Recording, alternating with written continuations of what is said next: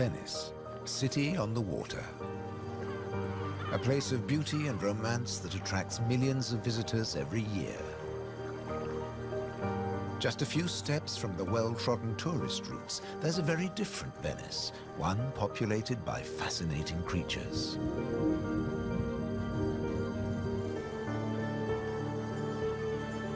This film explores a Venice that few people ever see, a city that has a surprising double life.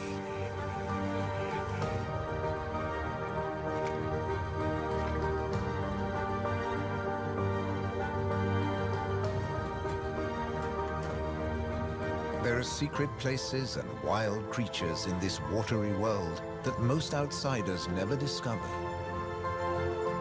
In the skies above, on the beaches, and in the canals are the true Venetians that live in every hidden corner of the city and the lagoon. Wild Venice is their home.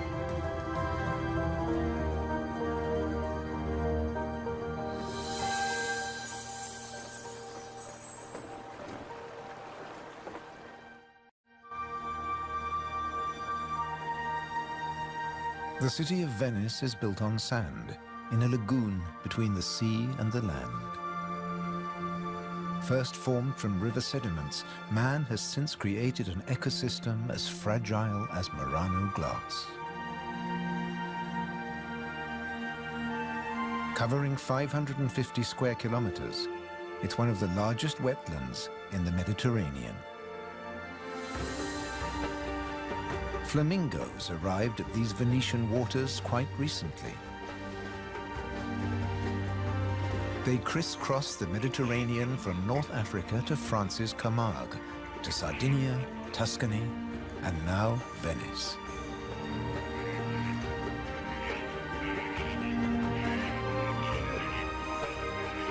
They feed on vegetable matter and small creatures they find in the mud of the lagoon. In the shadow of Venice, the lagoon is the northernmost flamingo habitat in Europe.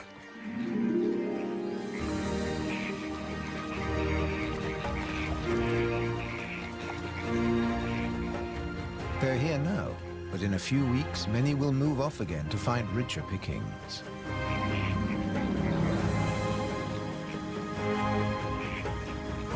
Their takeoff may look clumsy, but once in the air, their flight is balletic and elegant.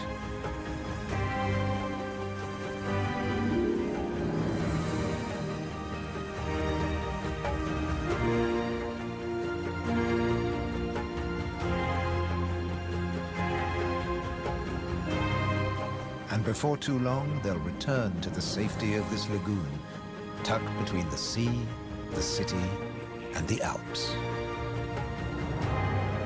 The distant peaks helped form the lagoon. The mountain streams washed their rocky sediment towards the sea to make this habitat.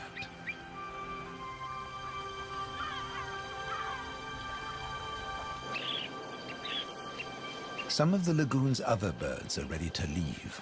Dunlin, small waders, fed well in the rich mud. They rest on the wooden piles that support the whole of Venice.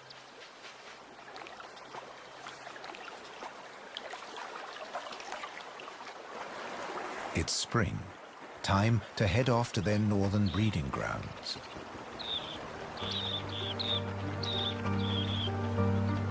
But the cormorants won't be lonely this summer. As the Dunlin fly away, other birds are flocking in. A bird's eye view reveals the full beauty of the lagoon.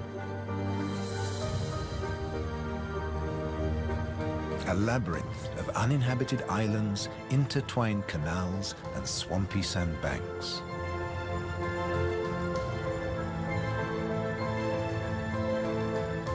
These marshy wetlands are known as the Barene.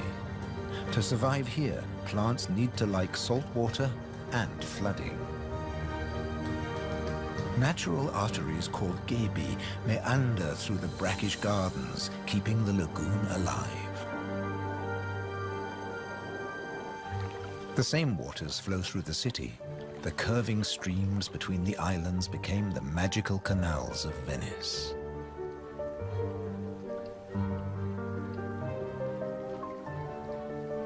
This is the city of bridges.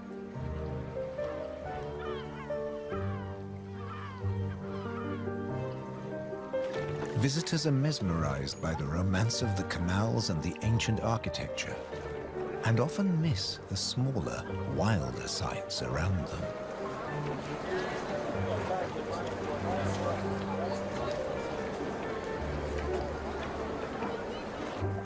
These mussels are true Venetian natives. And now, in spring, they're breeding. The males spawn into the water, and each female produces up to 10 million eggs. Most of the larvae are eaten by other inhabitants of the canals, but up to 10,000 young shellfish will survive.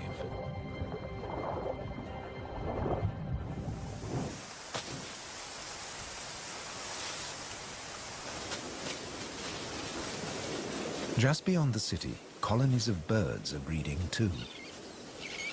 But a hazard of urban nesting is constant disturbance.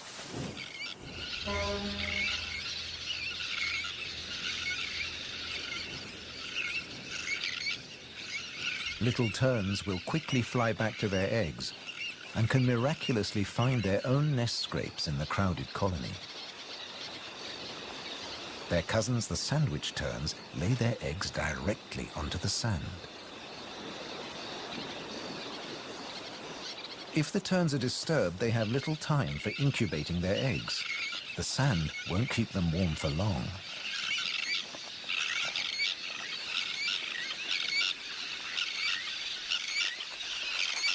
And left out in the open, they could be an easy target for predators.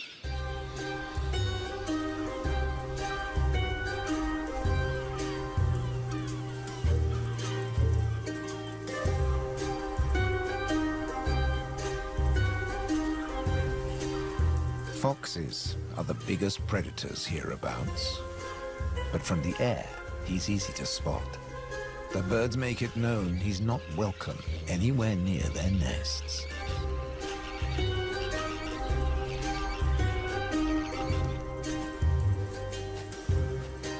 Foxes would rather not get their feet wet. Hunting in these swampy areas is a frustrating business.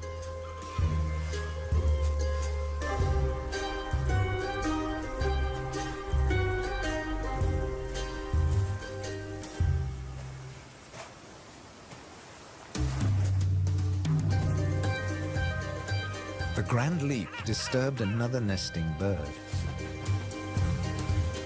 Now it's a question of following the scent.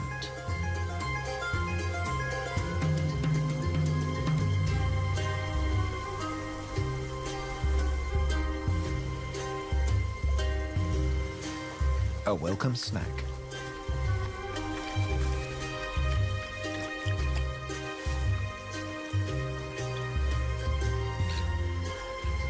Just beyond the sand dunes is the busy colony.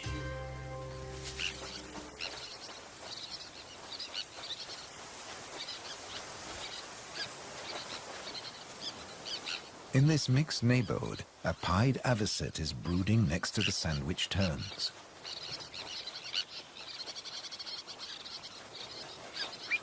With nests so closely packed, there can be conflicting territorial claims with the common terns.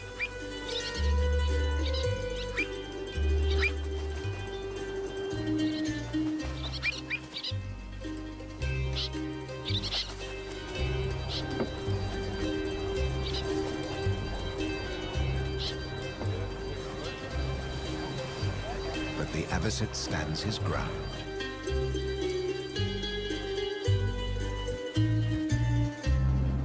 The Grand Canal is the main waterway of Venice, dividing the city in two.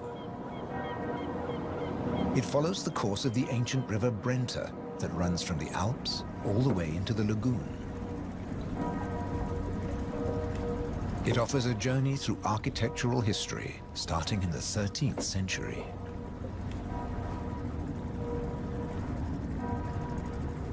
The banks of the Grand Canal have other surprises to offer, like Palazzo Malipiero's Rose Garden.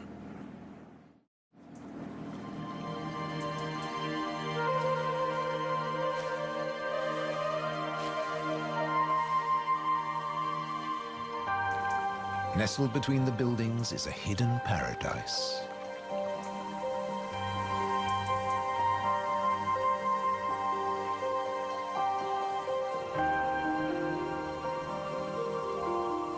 Now owned by a modern-day countess, it has been restored to its full glory, and no detail has been left to chance.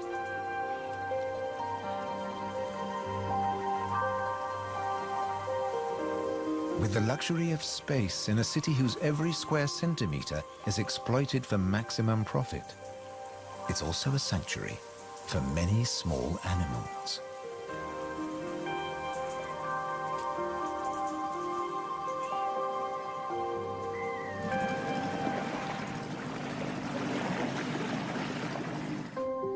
Every day, more than 50,000 tourists visit Venice. When the sun begins to set, the city's waterways empty. Venice belongs to the wild Venetians.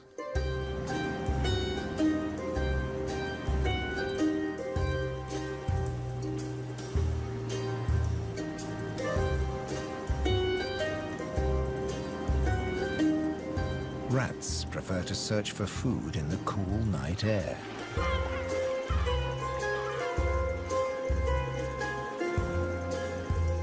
But they're not alone.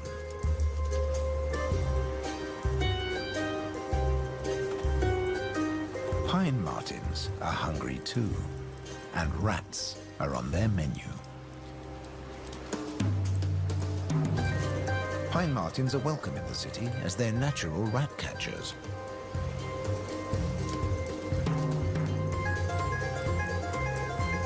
Agile, with a keen sense of smell, they can find and follow any rat.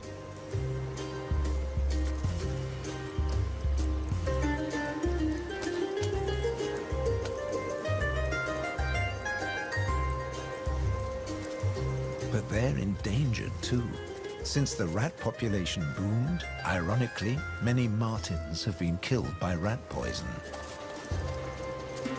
The rat won the day, and the pine marten has to settle for dessert.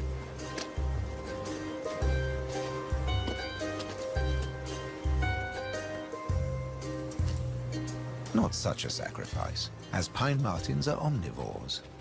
Both meat and veg are on their menu. And sometimes the vegetarian meal is an easier option.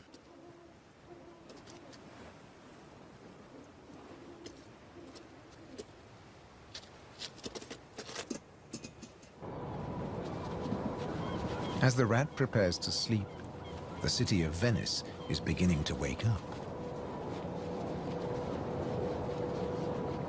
The floating vegetable stalls are the first to move into action.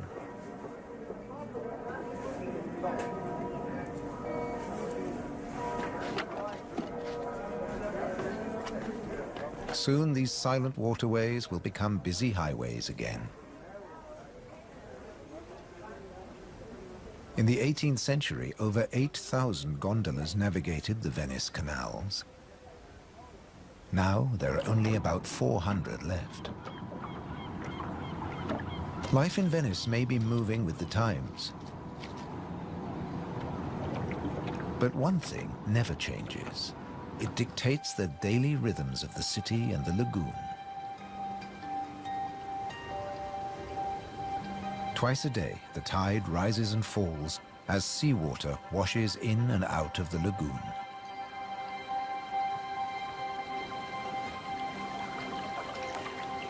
The water level changes by up to 60 centimeters.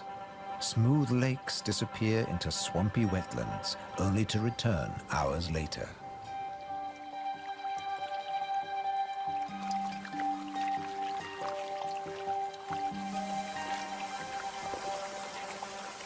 Retreating water levels reveal a surprise.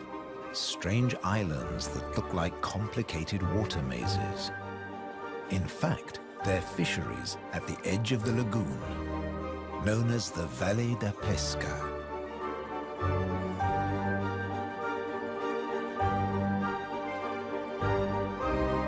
They've been worked by the same families for generations, using a simple but ingenious method.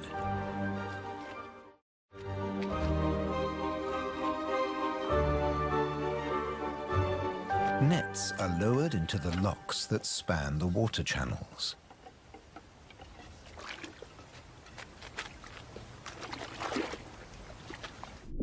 In the springtime, the locks bar the way to the young fish that stream into the lagoon to feed.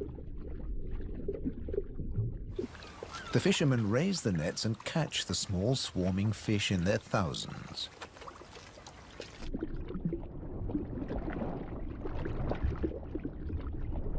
It's easy to scoop them out, but these fish are not for eating.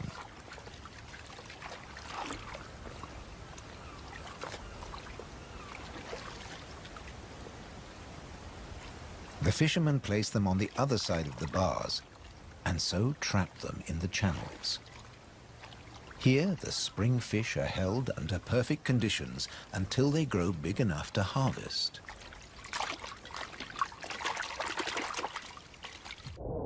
In the autumn, when the fish try to return to the sea, they're simply netted again. This time, they don't get away. Kingfishers have a more dramatic technique.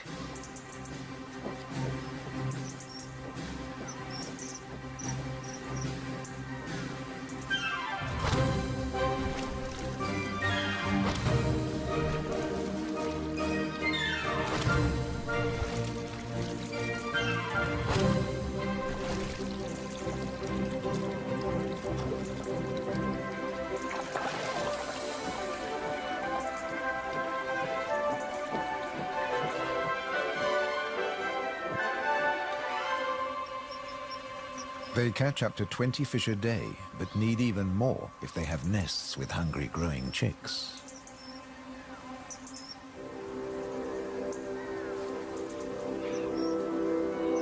It takes enormous skill, but also violence. A sharp blow to the head stuns the fish.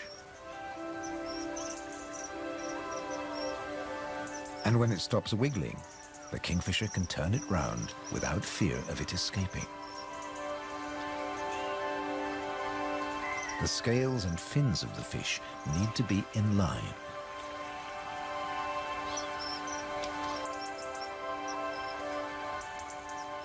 Now it's ready to swallow.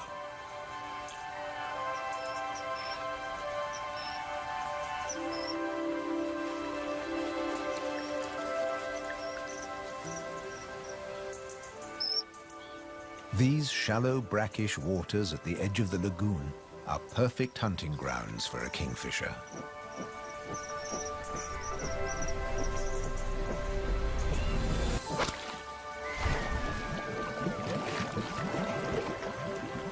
But not every dive is successful. They'll snatch the odd insect in the air, but 95% of the kingfisher's catch must be made underwater. The cormorant has an easier life, as does the little egret. And some don't even get their feathers wet while hunting. There are plenty of fish in the lagoon, but they're not only found in the wetlands. These waters flow through the city too.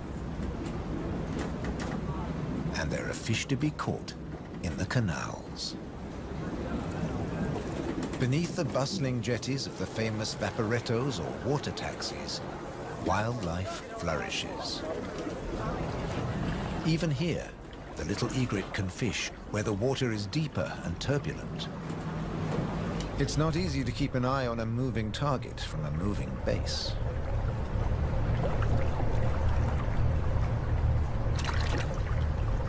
But persistence and patience pay off.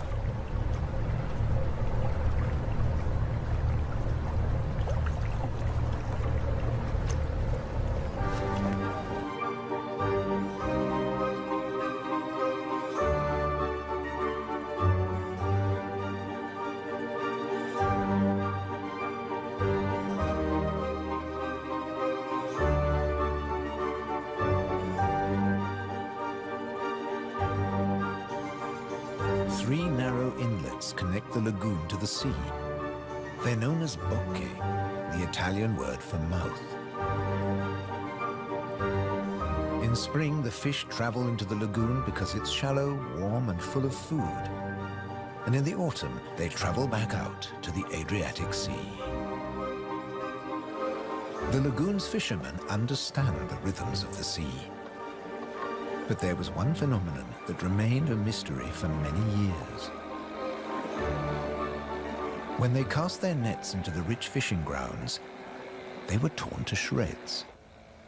The fishermen believed that water spirits were grabbing their nets and named the area the Tenue, or Hold Fast.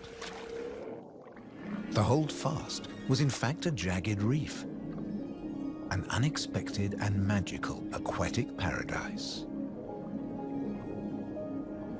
These unique natural rock formations are similar to coral reefs.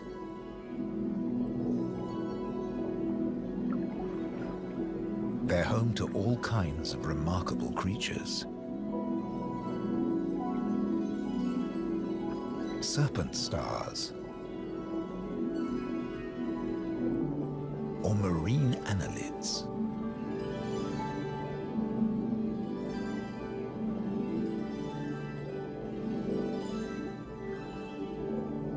This precious area is now protected.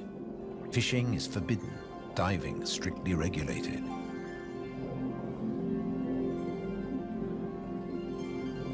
Even harvesting a shellfish delicacy like these canestrelli is banned.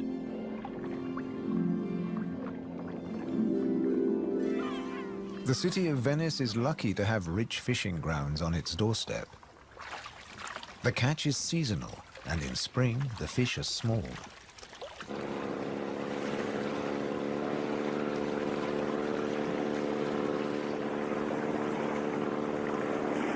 But the fishermen will go out, as long as they can find a buyer.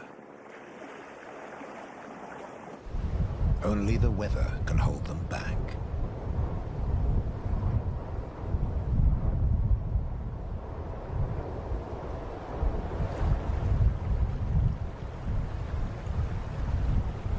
City and wetlands are both at the mercy of the elements. A storm is heading towards the lagoon. When rain-bearing clouds build up against the southern face of the Alps, and when warm southerly winds whip up the sea, water is driven into the lagoon, flooding the city and engulfing the swampland. This extreme high tide is known as aqua alta and can be disastrous for ground-nesting birds. Thankfully, it's rare in the springtime. It strikes more often in the autumn.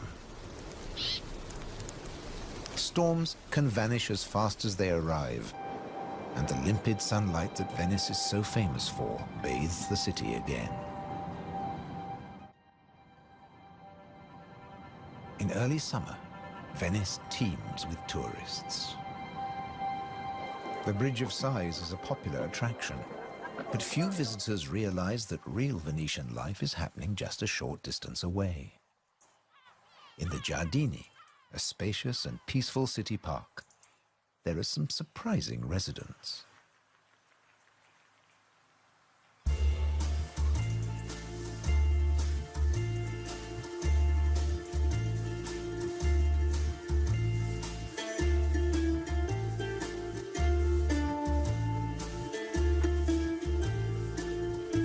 This prehistoric-looking creature is an amorous green toad looking for a mate.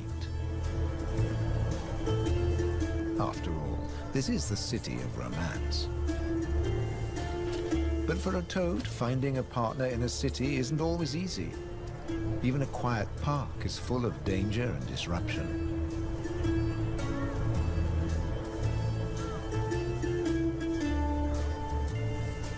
On the plus side, few of the park's visitors notice the presence of the toad, as it blends in so well with its surroundings.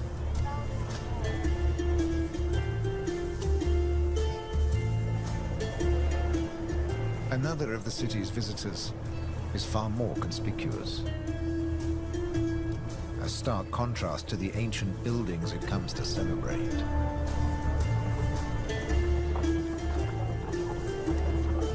and a danger to the fragile city.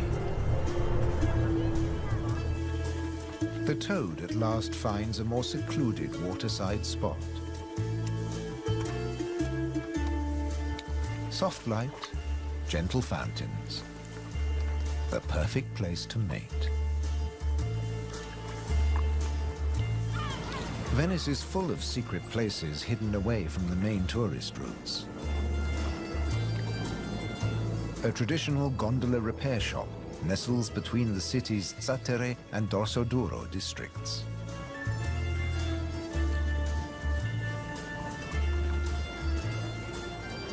Craftsmen repair the boats in the peace of the backwaters. The tranquility also attracts some exotic-looking animals.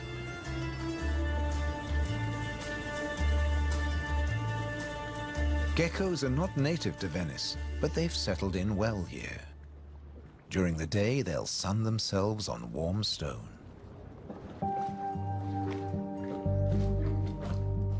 They're waiting for nightfall, when the insects they eat will emerge. And in the golden light, birds that hunt geckos settle in for the night. Terns fly back to the safety of the colony, and others enjoy a final bath. Evening always brings a measure of peace to the city. The Grand Canal is now very quiet, a perfect time for the gecko.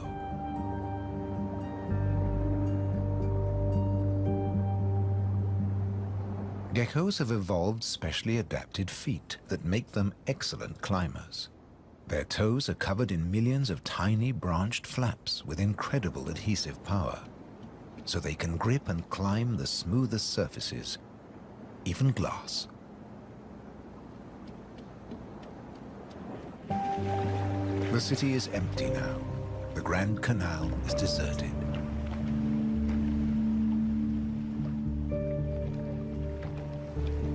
The evening's activity has passed to Venice's bars and restaurants.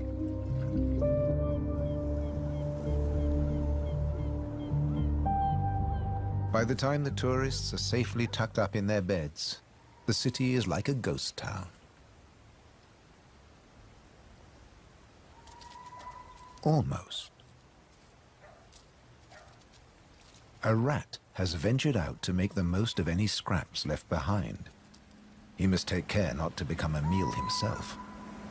Owls on the prowl. One little owl is distracted by bright lights. There's nothing here but fruit. No good for the owl.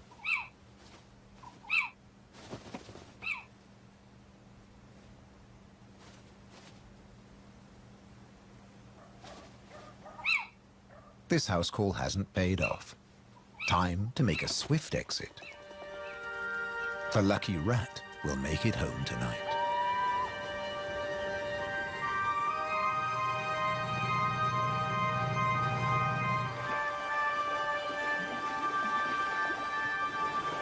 Cormorants bask in the morning sun.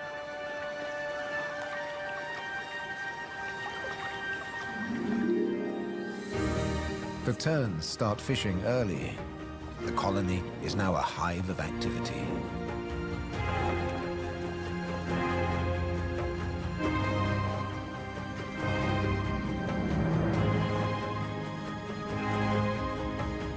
The first chicks have hatched. Exhausted from the effort of breaking out of the egg.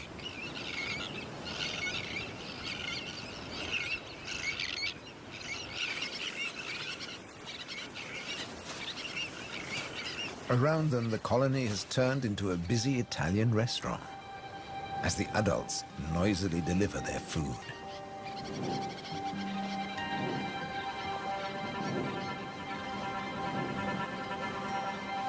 The chicks blend in well with the sand.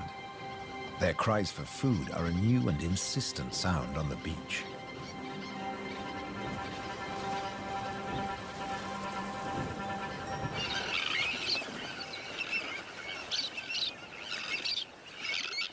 Their calls are echoed by the adults, who do nothing else but feed these demanding youngsters.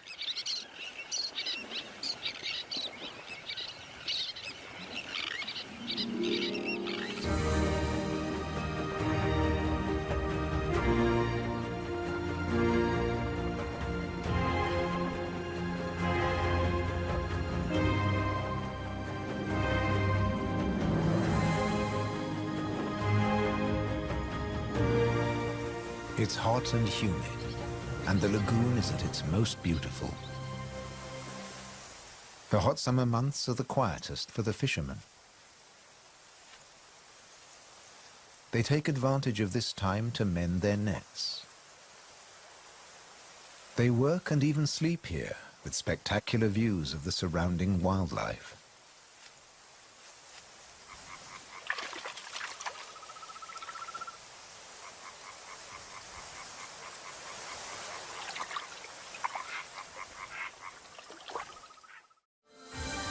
About 8% of the lagoon's surface consists of islands. 20,000 people once lived on Torcello. Now only the cathedral tower remains. Burano is known for its colorful buildings. San Francesco del Deserto is home to a Franciscan monastery. The island of Madonna del Monte is being swallowed by the lagoon, but the ruins of its monastery still stand proud.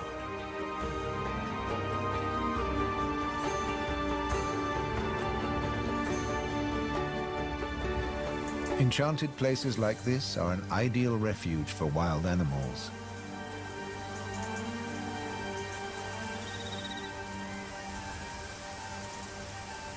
And the island's ancient monastery has some new inhabitants. The ruins are the perfect place for kestrels to nest.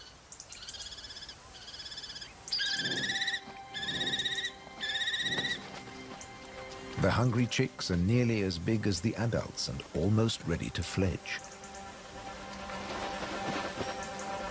Feeding this brood is a full-time job for both parents.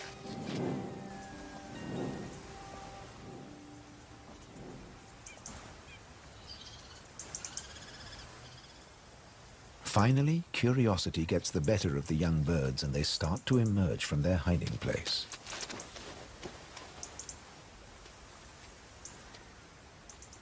The first nervous explorer is soon followed by a sibling. They wait cautiously on a ledge, while one of the adults watches from afar.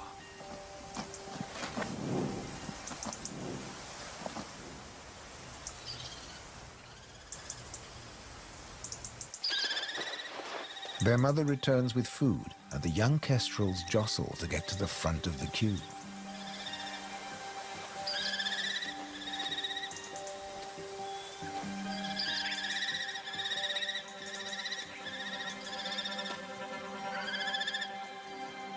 The keenest and the loudest chick is fed first.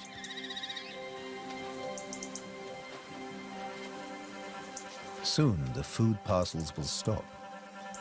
It's almost time for the young to leave the nest and fend for themselves.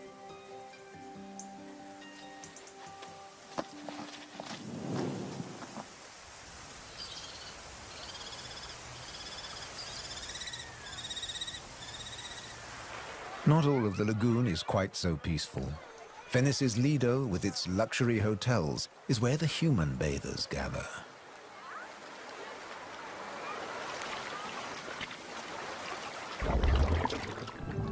But even here, you can find wild beauty and tranquility.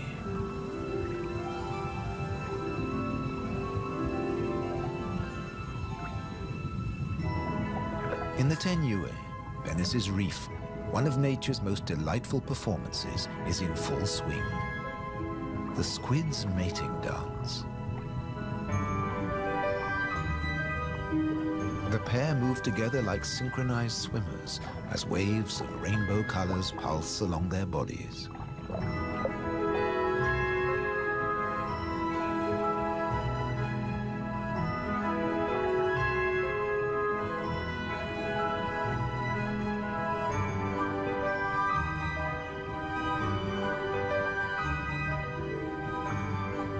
It's like an underwater version of the Venice Carnival,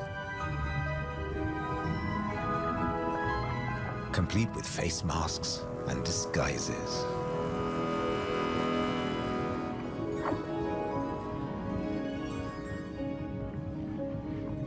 Decorator crabs change their shape by attaching sponges and algae to their bodies.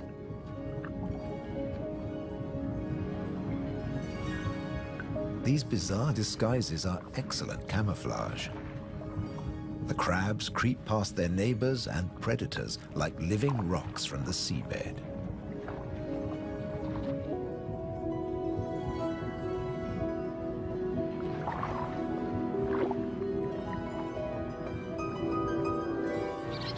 The tern colony just beyond the city is flourishing. The chicks have fed well and are strong and healthy.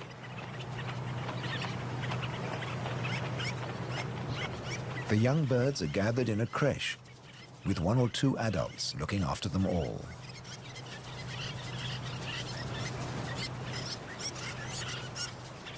Today's lesson is elementary flight, but the teacher's demonstration is over in a flash.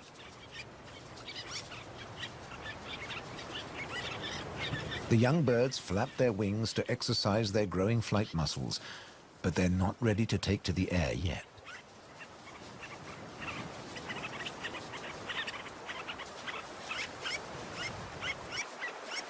Before long, they'll be flying as well as their parents.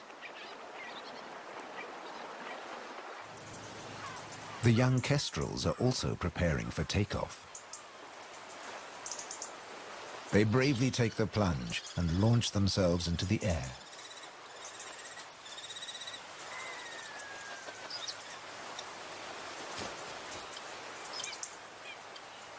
Dropping from a height makes their first flights easier. Once in the air, they're in their element and can glide and flap back to safety.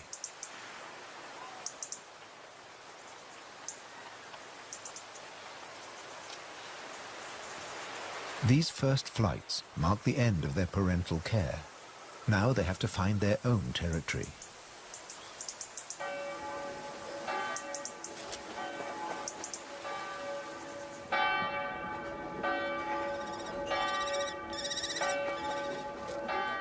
One of the kestrels has made its way to the nearby island of Burano. It's unlike the remote nest site, but it still has everything the kestrel needs. Just like the ruins, the brightly colored walls offer protection. These birds are welcome visitors, and the people here seem happy to have a kestrel watching over them.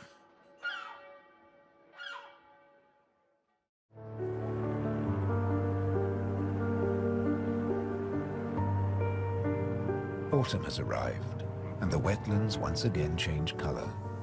A plant called glasswort is responsible for this blush of pink. It flourishes in the swampy salt marshes.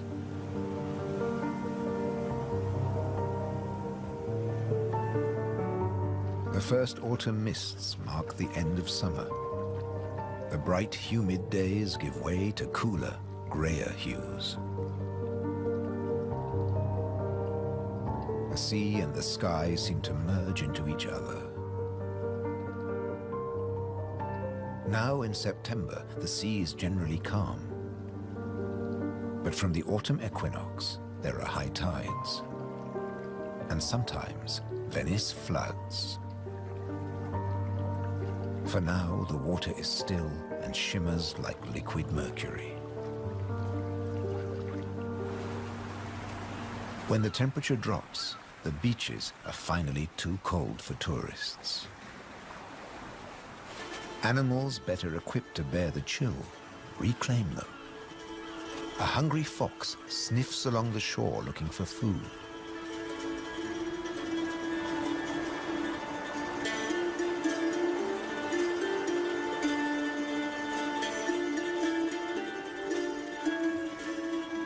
The fox has an excellent sense of smell and can see well in the twilight. It has picked up a strange scent. Something smells good to eat. But quite where this food is hidden is a mystery.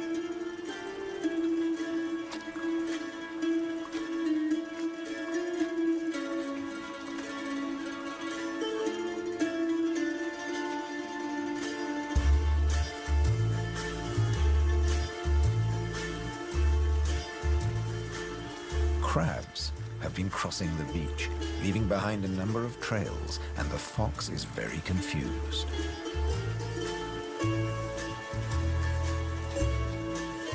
Finally, it follows its nose and comes face to face with a crab.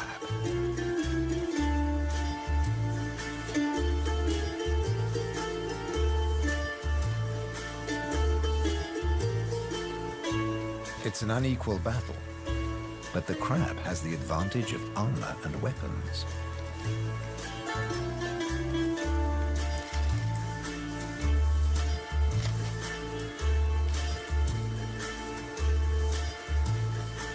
This meal is more trouble than it's worth.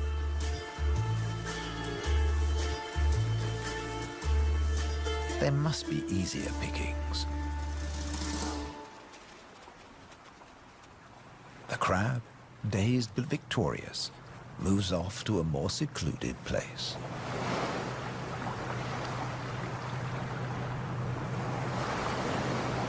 More crabs congregate on the shoreline looking out to sea.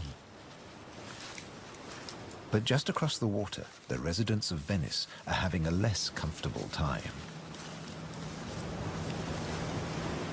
The waters of the lagoon are creeping into the city.